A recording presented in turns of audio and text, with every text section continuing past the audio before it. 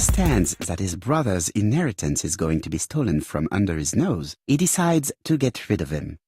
In order not to be considered as a suspect, he has the idea of including the murder as part of a series that the police will put down to a madman. Franklin uses Sir Carmichael's medical records to choose his victims as well as the ideal suspect, Alexander Bonaparte Cust, who was seriously wounded in the war and suffers from bouts of amnesia. Franklin writes the letters he will send me before each murder on his own typewriter in advance. He contacts Cust by letter and offers him a job. Cust is convinced that he is working for a hosiery company.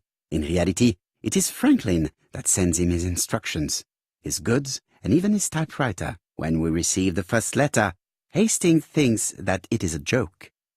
As for me, filled with foreboding, I prefer to inform Chief Inspector Japp. Following his written instructions, Cust goes to Andover. He visits Mrs. Asher's tobacco shop and sells her a pair of stockings. After Cust's visit, Franklin, in turn, enters the tobacco shop. Mrs. Asher is not suspicious of the murderer, whom she takes to be an ordinary customer. The old lady turns around to take a packet of cigarettes. She is beaten to death. We investigate the first murder with Hastings. No suspect has a motive. A few weeks later, we receive a second letter signed ABC. Chief Inspector Japp is informed. The victim's name should start with the letter B. Alexander Bonaparte Cust goes to Bexhill. He sells Mrs. Barnard a pair of stockings. Betty Barnard leaves her work. She's dressed to go out. The young woman is strangled on the beach. Betty was killed by the man who had arranged to meet her that evening, the seducer Franklin Clark. In Bexhill, Donald Fraser appears to be the perfect suspect for Betty's murder, but he has no connection with Mrs. Asher. 5 days after the Bexhill murder, Cust goes to Churston for his work. In the afternoon, Soagre turns away a stocking seller.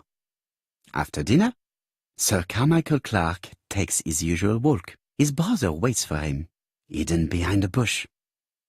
The murderer leaps out from his hiding place and cuts Sir Clark's throat. The third letter arrived late. Franklin deliberately wrote a wrong address. In Churston, Thorogray and Franklin Clark are the main suspects. Back in London, Cust is seized by violent coughing fit and brings up blood. He stains his shirt, which later frightens his landlady. We receive the final letter from ABC.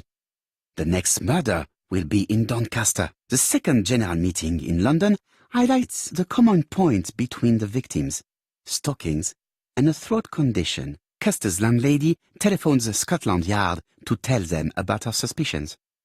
Cust is arrested shortly afterwards in Doncaster. Franklin had planned a fourth murder in Doncaster.